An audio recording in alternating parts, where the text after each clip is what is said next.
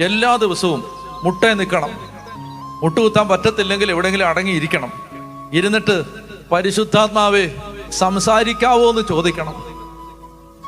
ബൈബിളിലെ ദൈവത്തെ സൂചിപ്പിക്കാൻ ആവർത്തിക്കപ്പെടുന്ന ഒരു വാചകമാണ് ജീവനുള്ള ദൈവം, സജീവനായ ദൈവം. ലിവിങ് ഗോഡ് എന്നാണ് നമ്മുടെ ദൈവത്തെ കുറിച്ച് പറയുന്നത്. Living God. ബൈബിളിലെ ദൈവത്തിന് ഒരു പ്രത്യേകതയുണ്ട്. ആ ദൈവം ഉരിയാടുന്ന ദൈവമാണ്. ഊമയല്ല, ഡമ്പല്ല, മ്യൂട്ടല്ല.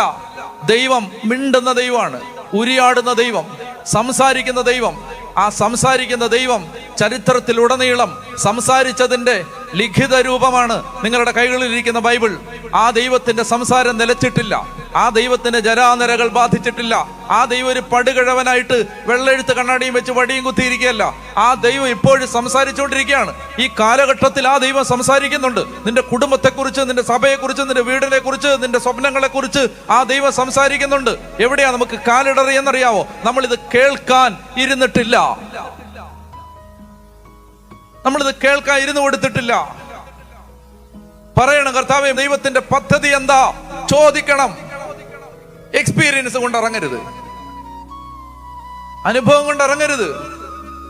കർത്താവേ എന്റെ മക്കളെ കുറിച്ച് എന്താ, ഏത് സ്കൂളിൽ വിടണം ചോദിച്ചിട്ടുണ്ടോ നിങ്ങള്?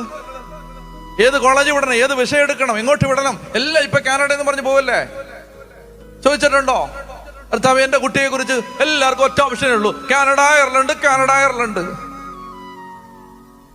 ചോദിച്ചിട്ടുണ്ടോ നിങ്ങൾ? കർത്താവേ എന്റെ കുഞ്ഞ് കാനഡയിലാണോ പോകേണ്ടത്? കാനഡയിൽ പോയി എന്റെ കൊച്ചു രക്ഷപ്പെടുവോ? കാനഡയിൽ പോയി ഈ കൊച്ചു ആത്മാവിനെ അറിയുവോ? പരിശുദ്ധാത്മാവിന്റെ കയ്യിൽ നിന്ന് വഴുതി പോവോ? ചോദിച്ചിട്ടുണ്ടോ?